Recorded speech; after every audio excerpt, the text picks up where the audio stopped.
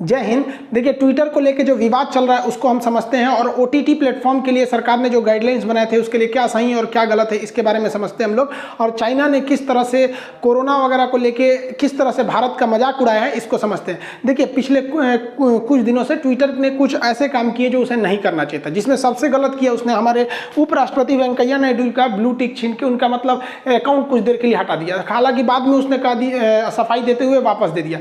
मोहन भागवत जी का अकाउंट मतलब ज़्यादा दिन से एक्टिवेट नहीं था तो इनका ब्लू टिक छीन लिया। सोच रहा ट्विटर अमेरिका में, उसको क्या पता कि इंडिया में ही आरएसएस के हैं, कितना पावरफुल आदमी है। मतलब जो भी अभी करंट सिनेरियो में जो बीजेपी गवर्नमेंट है उसमें तो जो भी जाता है आरएसएस के थ्रू जाता है, तो इन लोग का लंबा पहुंच है। हालांकि ट्विटर ने कभी कभी सही भी एक्शन लेता है, जैसे हमारी बहन का अकाउंट सस्पेंड कर दिया। ये कुछ ज़्यादा ही बड़बड़ाती रहती थी। अब इनको इंस्टाग्राम पर कोई पूछ नहीं रहा है, बेचारी परेशान है। अब इनका पासपोर्ट भी रिन्यू को लेकर दिक्कत चल रहा है। देखिए, गवर्नमेंट ने एक बहुत सोची समझी और बहुत बेहतर डिसीजन लिया था। अब हर सिक्के के दो पहलू होते हैं, हम दोनों के पॉजिटिव और निगेटिव समझेंगे।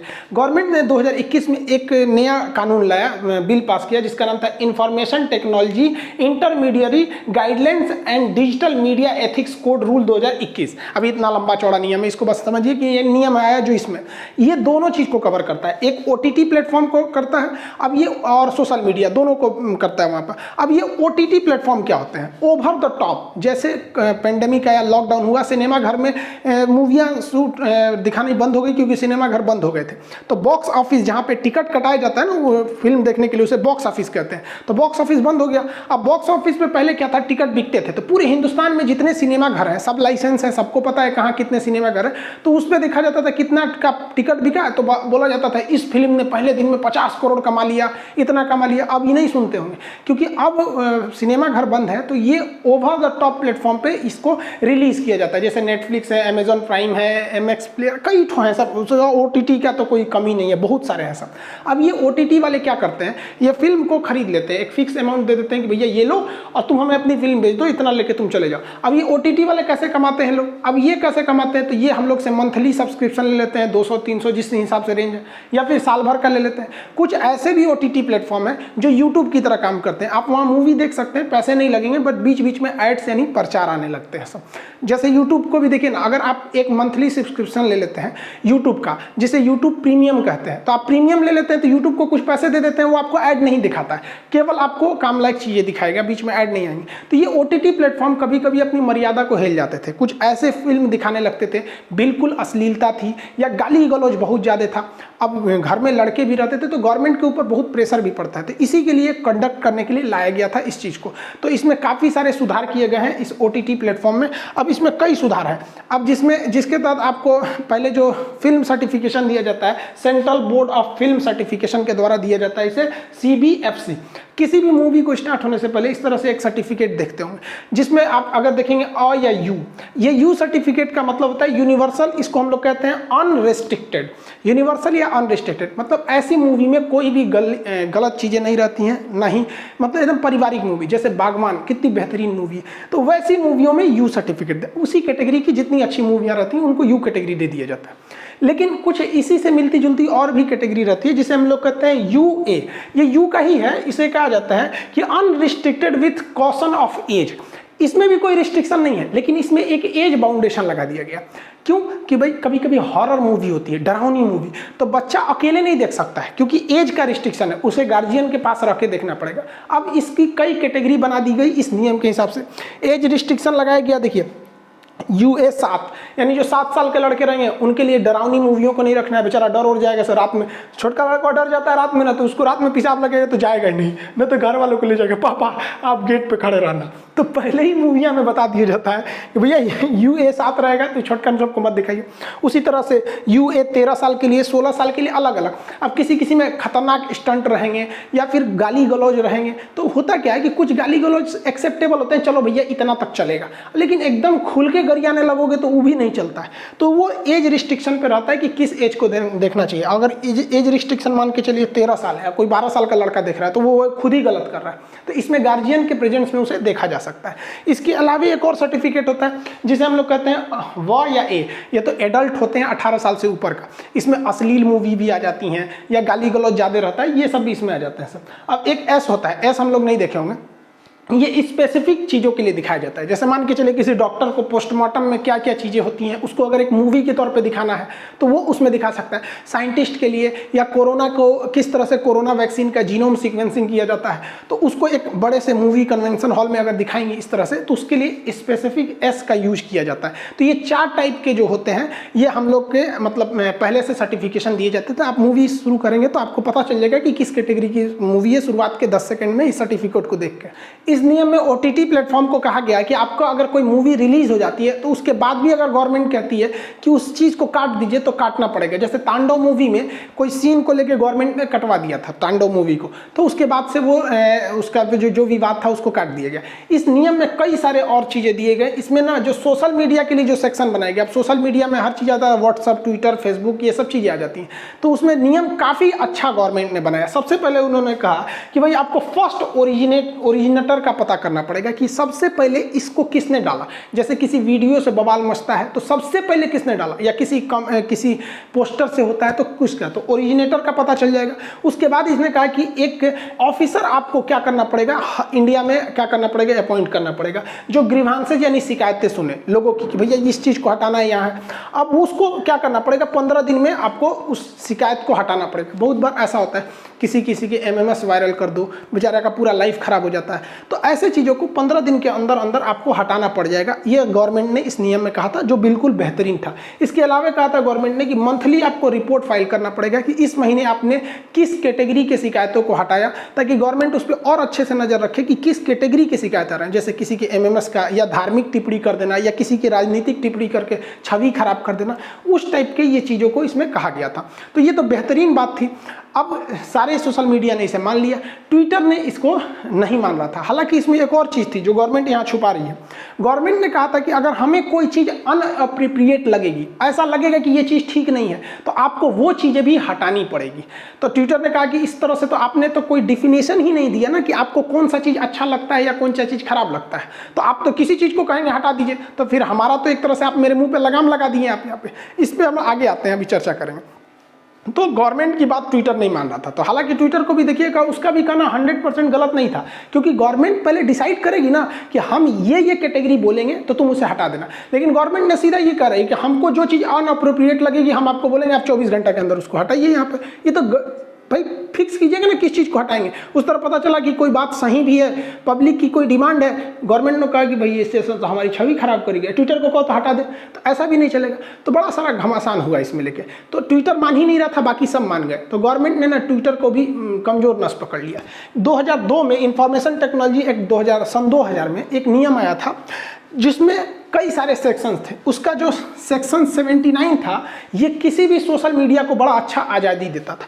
इसमें कहा गया था कि एन इंटरमीडियरी, मतलब जो सोशल मीडिया प्लेटफॉर्म है, नॉट टू बी लाइबल, वो जिम्मेदार नहीं है for any third party information, कि अगर उस पर कोई थर्ड पार्टी इंफॉर्मेशन, डाटा और कम्युनिकेशन लिंक मेड अवेलेबल और होस्टेड बाई हिम, यानी अगर कोई व्यक्ति फेसबुक पे कोई कमेंट करता है या फेसबुक पे कोई पोस्ट डालता है, उस पोस्ट से बवाल होता है, तो इसके लिए फेसबुक इंटरमीडियरी जिम्मेदार नहीं है, बल्कि जो पोस्ट करने वाला व्यक्ति है वो जिम्मेदार है। तो ये सारी सोशल मीडिया को ये अधिकार मिला था। गवर्नमेंट ने ट्विटर से ये अधिकार छीन लिया, कहा कि ना अब ट्विटर पे भी केस हो जाएगा, क्योंकि ट्विटर हमारी ये बातें नहीं मान रहा है तो उस पर भी केस हो जाएगा। तो ट्विटर का मन ठंडा गया कि ना ना ना भाई, हम आपका ये वाला भी बात मानेंगे, हमको ये वाला भी प्रोटेक्शन दीजिएगा। इसलिए ट्विटर पे भी केस होना चालू हो गया सब। यहाँ पर समझ में आ रहा है कि नहीं आ रहा? तो इसमें देखिए हम लोग को भी सोच समझ के रखना चाहिए, क्योंकि गवर्नमेंट जो है वो ट्विटर को पूरी तरह से बैन नहीं करेगी, क्योंकि मोदी जी और उनके पूरे मंत्रिमंडल को पता है कि ये सोशल मीडिया की ज़रूरत कितनी है। और इन लोगों का कैंपेन भी देखेंगे तो सोशल मीडिया पे बहुत ज़्यादा रहता है, बट ये पूरी तरह से खुला छूट भी नहीं देना चाहते हैं। नाइजीरिया ने क्या किया है, ट्विटर को बैन लगा दिया। इंडिया में बैन नहीं होगा, बट पैरेलल कू ऐप को भी क्या किया जाएगा, प्रमोट किया जाएगा। बट कू उस तरह से सक्सेस नहीं हो पा रहा है जिस तरह से ट्विटर है, और कू की बातों को भी उस तरह से नहीं सुना जा रहा है जिस तरह से ट्विटर की बात को, क्योंकि ट्विटर पर जब आप कुछ कहते हैं तो पूरी दुनिया देख सकती है। अब ये कू उस तरह से पूरी दुनिया में है नहीं यहाँ पे। तो कई बार ऐसा होता है कि दुनिया में इस चीज़ की बदनामी ना हो, इसलिए आदमी जल्दी सरकार उस बातों को सुन लेती है। जैसे कभी कभी कोई चीज़ होता है ना कि जैसे समाज में ना आए इसलिए जल्दी से निपटा दो इस चीज़ को, तो ये भी है। अब गवर्नमेंट अगर यहाँ ऐसा कहेगी कि हम जो चीज़ों को बोलेंगे तुम उसे हटा दो, तो इसका मिसयूज भी हो सकता है। जैसे आप याद कीजिए, आज से 6 महीना पहले मोदी रोजगार दो, पूरे इंडिया के टीचरों ने इसका ट्रेंड चलाया, मोदी रोजगार दो, पॉलिटिकल में नंबर 1 ट्रेंड किया था। 6.4 मिलियन ट्वीट, इस पे कितने ट्वीट्स को डिलीट किए गए थे, बहुत सारे ट्वीट को डिलीट किए गए। तो इसमें कोई गलत तो है नहीं भैया, रोज स्टूडेंट ऊब चुके थे सब, इसलिए मोदी रोजगार दो का ट्रेंड चलाया गया। या फिर आप 1 साल पहले देखिएगा, मोदी रोजगार दो से पहले speak up for railway and SSC student, इसको अमेरिका के लोगों तक ने देखा। ये लोग इंडिया के ही हैं, अमेरिका में सेटल हैं, तो वहाँ पे तो बहुत अच्छी बात है, यहाँ से लोग वहाँ जाके सेटल रहते हैं, तो कम से कम भारत की बातों को भी तो सुनते हैं लोग। तो इस तरह से भी अगर गवर्नमेंट करेगी तो गलत है, क्योंकि गवर्नमेंट ने डिसाइड नहीं किया कि वो किस चीज़ को कहेगी हटाओ और किस चीज़ को कहेगी कि नहीं हटाओ। लेकिन यहाँ पे गवर्नमेंट हावी पड़ेगी, क्योंकि हमारा देश है तो नियम हमारा ही लगेगा। बाकी अगर इस कानून में ये जोड़ दिया जाए कि एक लिस्ट बना दिया जाए कि इस चीज़ों के रिलेटेड हम चीज़ों को अगर बोलेंगे तो आप हटाइएगा, तो ये कानून एकदम बेस्ट है। इसमें 90% ये बहुत अच्छा कानून है, क्योंकि हर चीज़ हमें मिल रहा है। बट एक वही है ना कि 10% की वजह से थोड़ा सा दिक्कत हो रहा है। आप अगर फेसबुक और यूट्यूब पर चिल्लाइएगा ना पेट्रोलियम का दाम महंगा हो गया, पेट्रोल का, सरसों तेल का, तो उतना ज़्यादा इफेक्ट नहीं पड़ेगा। लेकिन अगर ट्विटर पे अगर नंबर 1 ट्रेंड चला गया तो बहुत ज़्यादा इसका इफेक्ट देखने को मिलता है। ये बात हकीकत में भी है। अब आप बताइए भाई, ये सरसों का तेल ये गरीब लोग कहाँ से 200 रुपये लीटर में है का यूज करेंगे, बहुत दिक्कत हो जाता है।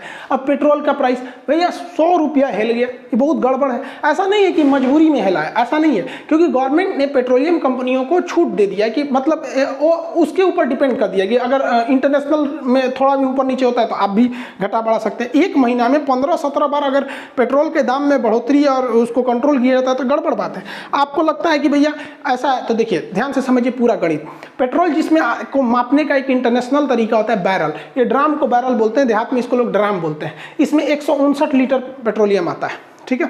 अब ये हमेशा याद रखिएगा, एग्जाम में क्वेश्चन पूछता है, सोचा एक गलती करके मत आ जाना, ऑप्शन बी पे लिखा रहता है। तो ये हो गया आपका 159 लीटर एक बैरल में। पेट्रोलियम के प्राइसिंग का पूरा खेल समझिए। 2021 का तुलना हम लोग 2013 से करके देखते हैं, तो 2021 में $70 प्रति बैरल पेट्रोलियम जो क्रूड ऑयल मिल रहा है। तो पेट्रोलियम से फिर इसको पेट्रोल डीजल अलग अलग चीज़ बनाया जाता है, इसमें सरकार की भी कुछ कॉस्टिंग आती है। अब यहाँ क्या होता है, ना किसी को डॉलर समझ में आता है ना बैरल समझ में आता है। तो बैरल तो बता दिए 159 लीटर होता है। अब हम इसको कैलकुलेट करके आपको बता देते हैं। इसमें 70 में 72 से गुणा कर देते हैं तो ये रुपया में आ जाएगा, इसमें गुणा कर देते हैं 159 से तो लीटर में आ जाएगा। तो अभी सरकार को जो कच्चा तेल यानी क्रूड ऑयल मिल रहा है वो 31 रुपया प्रति लीटर मिल रहा है। अब इसको सरकार रिफाइन करके बेच रही है 105 रुपया, अलग अलग राज्यों में कहीं 102 है, कहीं 105 106, अलग अलग राज्यों में। इतना भयानक मार्जिन है, जबकि सरकार को प्रति लीटर अगर इसको बेचे पेट्रोलियम को, अगर ये 50 रुपये भी बेचती है सरकार ना, तो भी इसको प्रॉफिट आता है। क्योंकि प्रति लीटर अगर इसको देखते हैं लोग ना, तो 7 रुपये इसकी मार्जिन, मतलब पर लीटर 7 रुपये कॉस्टिंग आ जाएगी, एक रफली आंकड़ा मिला लीजिए तो। लेकिन एकदम फ्री, मतलब एकदम सस्ता भी नहीं दे सकती है गवर्नमेंट, क्योंकि उसके अपने भी कुछ खर्चे होते हैं। भले बोल दिया गया है कि वैक्सीन देंगे फ्री में, तो वैक्सीन का पैसा नहीं लेंगे तो कहीं और से पैसा लेंगे। तो इतना लंबा मार्जिन रखा गया है पेट्रोलियम पर। अब आप इसकी तुलना करिए पहले के वक्त में, 2013 में इंटरनेशनल मार्केट में क्रूड ऑयल का प्राइसिंग बहुत हाई था। उस समय $110 प्रति बैरल पेट्रोल था, तो पेट्रोलियम मतलब क्रूड ऑयल था। अगर इसको हम चेंज करते हैं इसी फॉर्मूला से, तो उस वक्त पेट्रोल था 49 रुपये प्रति लीटर, गवर्नमेंट को आता था। अब इसको रिफाइन वगैरह करके गवर्नमेंट इसमें करके टोटल इसे 80 रुपये में बेचती थी। तो उस वक्त गवर्नमेंट का मुनाफा ज़्यादा नहीं रखा गया था पेट्रोल पे, जबकि अभी बहुत भयानक मुनाफा है। अब ये ओपन मार्केट में आप इस डाटा को आराम से देख सकते हैं, ऐसा नहीं है कि इसको कोई छुपाएगा, पूरी ट्रांसपेरेंट रहती है कितना रेट रहता है। तो यहाँ इस वजह से थोड़ा सा पेट्रोलियम ज़्यादा हो जाता है। अब भाई जो इंसान EMI पे गाड़ी लिया है बेचारा, अब वो छोटी मोटी जो ड्यूटी करते हैं लोग, 15-20 हज़ार जिनकी सैलरी रहती है, तो कहाँ से भरवा पाएंगे 110 रुपये 105 रुपये लीटर पेट्रोलियम। अब ये सब चीज़ें जब ट्विटर पे जाने लगती है तो गवर्नमेंट पे प्रेशर पड़ता है। ऐसा नहीं है कि गवर्नमेंट सुधार नहीं सकती है, इससे बुरे बुरे दिन हम लोग देखे हैं लोग। 1991 में भारत का सबसे काला दिन था। उस समय प्रधानमंत्री PV नरसिम्हा राव थे और वित्त मंत्री थे आपके मनमोहन सिंह के पास था वहाँ पे। तो उस समय हम लोग के पास केवल $3 बिलियन फॉरेन रिजर्व था। अभी के वक्त में कितना है, 605 बिलियन डॉलर है, लेकिन उस वक्त केवल 3 बिलियन डॉलर, यानी हमारे पास केवल 15 दिन का पैसा बचा था। तो हम उस स्थिति से भी उभर के आ गए क्योंकि अच्छे स्टेप लिए। उसके बाद गुजराल साहब आए, लुकिस्ट पॉलिसी पे ज़्यादा ध्यान दिए, फिर अटल बिहारी वाजपेयी आए, मनमोहन सिंह आए, अब मोदी जी चला रहे हैं। तो अभी के वक्त में ना इकोनॉमी बहुत अच्छे से संभालने वाला कोई दूर दूर तक दिखाई नहीं दे रहा है। अब इकोनॉमिस्ट में थोड़ी सी कमी है यहाँ पर। जिस तरह से मनमोहन सिंह का स्पेशली पूरी दुनिया जानती है उसको इकोनॉमी के हिसाब से, क्योंकि उनके जो इकोनॉमिस्ट हैं, जो उनकी सोच समझते हैं, उनकी तो विपक्ष भी बात बोलते हैं इस बात को। उस कैटेगरी का भी इकोनॉमी संभालने वाला नहीं मिल पा रहा है। लेकिन उनके इकोनॉमी में भी घोटाले सबसे भयानक हो गए थे। अब महंगाई बढ़ाने के लिए विपक्ष भी कम नहीं है। अब विपक्ष, एक बार मोदी जी से गलती क्या हो गया, बोल दिए कि पकौड़ा बेचना भी रोजगार है। अब विपक्ष वाले हर चौराहे पे पकौड़ा छानने लगते थे, सब मोदी जी को बदनाम करने लगते थे, सब प्रधानमंत्री वगैरह। अगर आपके जी टीवी स्टूडियो के बाहर कोई पकौड़े बेचता है और शाम को 200 रुपया कमा करके घर जाता है, उस व्यक्ति को आप रोजगार मानोगे कि नहीं मानोगे? मानोगे कि नहीं मानोगे? अरे भाई, सबसे मिस्टेक हो जाता है, हमारे मोदी जी से भी हो गया, लेकिन विपक्ष पीछे ही पड़ गया। मोदी जी ने कहा रुको बताते हैं, सरसों तेल के रेट बढ़ा दिए, ले अब 200 रुपया, अब तो छाने तो पकौड़ा। यहाँ पे सब शांत हो गए लोग छानने वाले। ये विपक्ष वाले कम नहीं है सब, यहाँ पर पकौड़ा छानने के लिए बदनाम कर देता है सब। शायरी सुनिए एक ठो, हमें तो सरसों तेल ने लूटा, पेट्रोल में कहाँ दम था, मेरा पकौड़ा भी नहीं डूबा क्योंकि कढ़ाई में तेल कम था। तो सारे विपक्ष वाले जो बदनाम कर रहे थे लोग ना, देखो आप भुगतो, इसलिए कहते हैं सब सॉरी बोलो, चलो मोदी जी से सॉरी बोलो, सॉरी मोदी जी, अब कोई नहीं बोलेगा ये सब पकौड़ा वकौड़ा वाला बात, आप मान जाइए प्लीज़, गुस्सा मत होइए, मान जाइए, सॉरी कर रहे हैं, इसका सरसों तेल नीचे कर दीजिए, बहुत महंगा हो गया, गरीब इंसान बेचारा मर जाएगा, कहाँ से खाएगा वहाँ पे। अब सोचिए गरीबी कितनी भयानक है इंडिया में। ये समझिए कि लॉकडाउन में जनधन योजना में 500 रुपया आया अकाउंट में, ऐसे 500 करके गवर्नमेंट कई बार भेजी। उस 500 रुपये के लिए बूढ़े लोगों को हमने देखा है जो सीधा खड़ा नहीं हो पा रहे थे, बेचारे 4-4 घंटे वो लाइन में लगे थे 500 रुपये के लिए। अब इस 500 रुपये में अगर वो 200 रुपये वाला सरसों तेल खरीदते हैं तो कहाँ जाएंगे? 500 रुपये के लिए इस तरह से लाइन लग जाती है। और ये सब बातें जो ट्विटर पे आती है तो फिर बाहर भी देखने को मिल जाता है ये सब चीज़। और सरकार भी एक दिन नया हम लोग को कहानी सुना रही है। अब जैसे मान के चले कोवैक्सीन का तो 28 दिन था, स्पुतनिक का 21 दिन, इसमें चेंजिंग नहीं हुआ है, लेकिन कोविडशील्ड में सोचो एक को कहानी डेली सुनिए, पहले 28 दिन पे, फिर 56 दिन पे, फिर कहा गया 90 से 120 दिन पे लगाइए यहाँ पर। अब इसमें हम बोली सुन गए अपने घर पे मम्मी से, हमारी मम्मी को फर्स्ट डोज लगाए हुए 56 दिन हो गए थे, लगभग 15 दिन पहले 56 दिन हो गए थे। तो मम्मी कही कि हम दूसरा डोज लगवा लेते हैं। हम कहे नहीं मत लगाइए, सरकार ने कहा है कि 90 दिन पे लगाइएगा तो इम्यूनिटी और अच्छी हो जाएगी, सरकार के पास डाटा है, प्रूफ है, वो प्रूफ के हिसाब से बोलती है, ऑथेंटिक। तो कहे ठीक है हम 90 दिन पे लगाएंगे। तो अभी उनका लगभग 80-82 दिन हो गया फर्स्ट डोज लगे हुए। अब इधर सरकार एक नया नियम लाने जा रही है कि नहीं 60 दिन पे वैक्सीन ठीक था। हमारी मम्मी 56 दिन पे लगवाने जा रही थी, हम रोक के उनको लगा दिया, अभी हेल गया, 80 दिन हेल गया। अब मम्मी हमको करिए रे तोरा पढ़े ले कौन फायदा, तोरा कुछ अता पता नहीं है यहाँ पे। हम कहिए भाई हम कोनो वैज्ञानिक थोड़े हैं, गवर्नमेंट के ऑफिशियल डाटा से हमको लगा पूरा रिसर्च करके किए होगे। अब बोली सुन गए हम यहाँ पर। अब सरकार कह रही है कि विपक्ष बदनाम कर रहा है, गलत अफवाह फैला रहा है। तो एक काम कीजिए, आप ये जो मोबाइल पे कोरोना वाला कॉलर ट्यून बजता है ना, इसको हटा के और कहिए कि सरकार की हर नीतियाँ अच्छी हैं, हर एक डाटा एकदम अच्छा है, आप विपक्ष के बहकावे में मत आए। अब ये कॉलर ट्यून बचेगा यहाँ पर। भाई आप एगो फिक्स कीजिए ना कि पूरा पब्लिक परेशान है, नहीं तो कुछ दिन में सरकार क्या कहेगी, एक के साथ दोनों वैक्सीन लगा लो, एगो दाहिना हाथ में एगो बायां हाथ में, एगो पीछे लगा लो, बूस्टर उड़ जाए एकदम, corona proof, bullet proof, water proof. अभी कोरोना का दर्द कम नहीं हुआ था, हमारा पड़ोसी चाइना इतना गलत काम किया है कि उसने अपनी जो भोंपू मीडिया है उसकी ग्लोबल टाइम्स, मतलब उस जो देखिए ग्लोबल टाइम्स में वही छपेगा जो सरकार बोलेगी। उसने G7 की जो मीटिंग हुई थी, हम पिछले वीडियो में बताए थे कि चाइना के खिलाफ किस तरह BBW प्रोग्राम चलाया गया, उससे बौखलाया, इतना खराब कार्टून बनाया, पूरी दुनिया को बुरा लगा होगा। ईसाई धर्म के इसमें मतलब कार्टून बना दिया गया यहाँ पे। अब ईसाई धर्म का एक लास्ट सपर एक बहुत फेमस ये एक आर्ट था, लियोनार्डो दा विंची। इसमें ईसा मसीह को लास्ट में यही दिखाया गया कि यहीं पे वो लास्ट में अपने अनुयायियों के साथ भोजन वगैरह कर रहे थे। ये काफ़ी फेमस है ईसाई धर्म के लिए। अब चाइना इसकी तुलना G7 की मीटिंग से किया।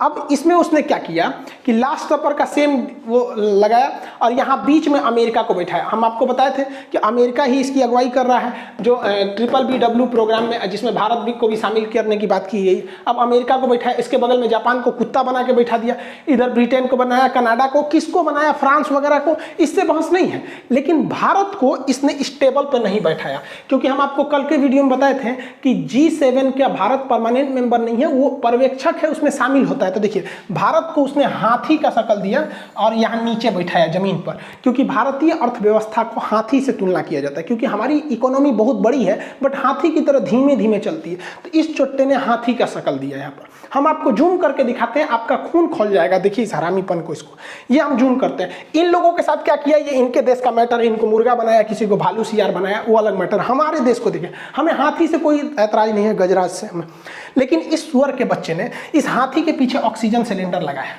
पूरी दुनिया में कोरोना फैलाया चाइना, और हम लोग का मजाक उड़ा रहा है क्योंकि हम लोग का ऑक्सीजन घट गए थे। हमारे यहाँ कम से कम ज़्यादातर लाशें तो केवल ऑक्सीजन की कमी से मरी हैं यहाँ पर। अब ऑक्सीजन विदेशों से मंगाना पड़ा, ऐसे ऐसे देश ऑक्सीजन दिए यहाँ पे, हम लोग को उम्मीद नहीं थी, तो ये मजाक उड़ा रहा है। इसके अलावा आप देखिए यहाँ पर, यहाँ एक सलाइन चढ़ा रहा है, ये गंगा जल को दिखा रहा है, और यहाँ पर एक और सलाइन चल रहा है। अब इसमें अगर ध्यान से आप लोग को दिख नहीं रहा होगा, आप नेट से इसको Last Supper image of corona Global Times लिखेंगे तो आएगा। इसमें गाय का फोटो है, मतलब ये क्या दिखा रहा है, गौमूत्र दिखा रहा है।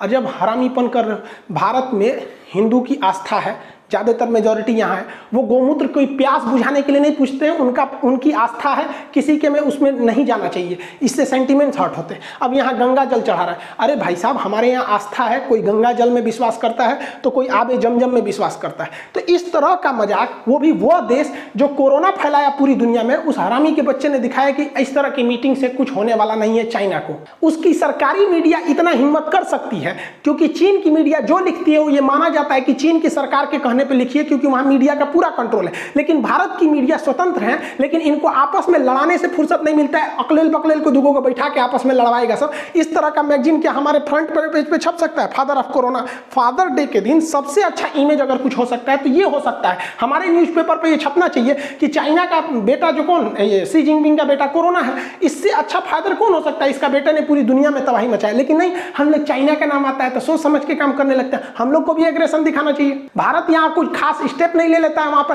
खुल के बोलना चाहिए कि ये कोरोना जो है चाइना की देन है, वो वुहान लैब से लीक हुआ था। जब श्रीलंका में हो रहे अत्याचार की जांच LTT के खिलाफ यूएनओ में हो सकता है, आतंकवाद के खिलाफ जांच यूएनओ में हो सकता है, हमास इजराइल का मामला, इजराइल ने कितने रॉकेट मारे, कितने मिसाइल मारे, इसकी जांच अगर यूएनओ में हो सकती है तो बताइए कोरोना की वजह से चाइना ने इतना कोरोना फैलाया, लाखों करोड़ों लोग की जान गई, इसकी जांच क्यों नहीं होगी यूएनओ में? और अगर यूएनओ जांच नहीं कर सकता तो भाड़ में जाए साला, यूएनओ किस काम का है? यहाँ हमारे यहाँ लाशें बिछ गई, और हम लोग के किसी भारत के किसी बड़े नेता को आप नहीं देखे होंगे जो खुल के चाइना का विरोध किया होगा। चाइना हर जगह अपना दादागिरी दिखा रहा है, वो अमेरिका को कम्पिटिट करना चाह रहा है चाइना, जबकि हमारे यहाँ सॉफ्ट नीति चाइना के प्रति, चाइना का नाम आते एकदम सॉफ्ट नीति हो जाते हैं। ऑस्ट्रेलिया ने कहा जांच होना चाहिए, ब्रिटेन और अमेरिका ने कहा जांच होना चाहिए। कभी सुने भारत के किसी बड़े पद पर हमारे प्रधानमंत्री को ये आलोचना करते हुए कि ये खुल के बोलते हुए कि वुहान लैब से निकला? इसमें क्या डर रहे हैं भाई? जबकि हमेशा उसको फायदा होता है, व्यापार से बंद होगा व्यापार, उसको घाटा हो जाएगा। लेकिन नहीं, मोदी जी भी जब गुजरात के सीएम थे उस समय इतना एग्रेसिव रहते थे,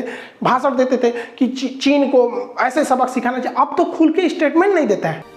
हमारी सीमा पर चाइना घुस गया, जब उसकी बड़ी टेंशन थी, चर्चा थी, उस समय और उसी इश्यू को लेकर के हमारे फॉरेन मिनिस्टर चाइना गए। चाइना जाके क्या बोले? And he made statement that he likes Beijing so much that he wants to stay there. ये हिंदुस्तान के फॉरेन मिनिस्टर के पराक्रम है। चाइना आपके यहाँ घुस जा रहा है, आप बातचीत करने के लिए गए हैं और वहां कहते मुझे बीजिंग इतना अच्छा लगा, मैं वहीं रह जाऊं। क्या मेरे देश का विदेश मंत्री बीजिंग की आरती उतारेगा क्या? हम लोग मर रहे हैं, कितने लोग, गंगा में लाशें बह रही हैं चीन की वजह से। कोरोना हम लोग की देन थोड़ी है। शुरुआत में ही चोट्टा बोल देता अगर वो 2019 में ही कि ये ह्यूमन टू ह्यूमन फैल रहा है तो हम लोग बैन लगा देते लोग चाइना के ट्रेवल पर। लेकिन नहीं, और हम लोग एकदम आराम से चाइना नाराज ना हो रहा है। चोट्टा कहीं का उसको ट्विटर पे पूरा दुनिया को, तो हम कहते हैं कि चाइना को मतलब एक सबक सिखाना चाहिए, फाइन लगाना चाहिए, साला इतना जान गया है वहाँ पे चाइना से। आप बताइए क्या भारत सरकार को एग्रेशन लेना चाहिए कि नहीं लेना चाहिए? एकदम कड़े नीति की जरूरत है कि उससे तो हमें फायदा है ना। उधर साला गलवान घाटी में घुस रहा है, अरुणाचल प्रदेश में घुस रहा है, उसके बाद पूरी दुनिया में हम लोग का मजाक बना रहा है। इस तरह से भारत का मजाक उड़ा दिया गया। इस पर ट्विटर पे ट्रेंड नहीं करा जाएगा, रिपोर्ट ऑन चाइना वगैरह, इस पर नहीं ट्रेंड होगा यहाँ पर। हम तो कहते हैं इस पर भी धज्जी उड़ाना चाहिए ताकि पूरी दुनिया से ये ट्रेंड होना चाहिए कि चाइना को उसकी समझ में आए। चाइना में ट्विटर वगैरह नहीं चलता है क्योंकि उसको पता है कि अगर चाइना ट्विटर फेसबुक चालू कर दिया तो वहाँ के लोग जो बहुत खुश होते हैं उनको समझ में आ जाएगा कि आज़ादी क्या होती है। जैकमा थोड़ा सा बात बोले थे कि चाइना की सरकार मतलब बहुत स्ट्रिक्ट होती है। जैकमा को गायब कर दिया ससुरा, कहाँ चल गए? जैकमा अली बाबा के एशिया के सबसे अमीर आदमी बनते थे। हमारे यहाँ ऐसा आज़ादी थोड़ी है, हमारे यहाँ कोई मर्यादा में रह के प्रधानमंत्री से लेकर कुछ भी बोल सकते हैं। यही तो भारत का लोकतंत्र है। हवाई चप्पल पे चलने वाला आदमी हवाई जहाज में घूमने वाला प्रधानमंत्री को बोलता है हाँ आप मर्यादा में रह के कुछ भी बोलेंगे, कोई कुछ नहीं कर सकता है। अब क्या है कि एकदम अंध विरोधी बन जाइए या तो अंधभक्त बन जाइए। अंधभक्त बनिए तो कुछ कमी ना सुनाई दे, अंध विरोधी बनिए तो दिन रात गरियाबे कीजिए। ऐसा भी नहीं होना चाहिए। लेकिन हाँ, चाइना को उसका सबक सिखाना जरूरी है क्योंकि अब पानी सर से ऊपर चला गया। उस हरामी के बच्चे ने पूरी इकोनॉमी चौपट कर दिया।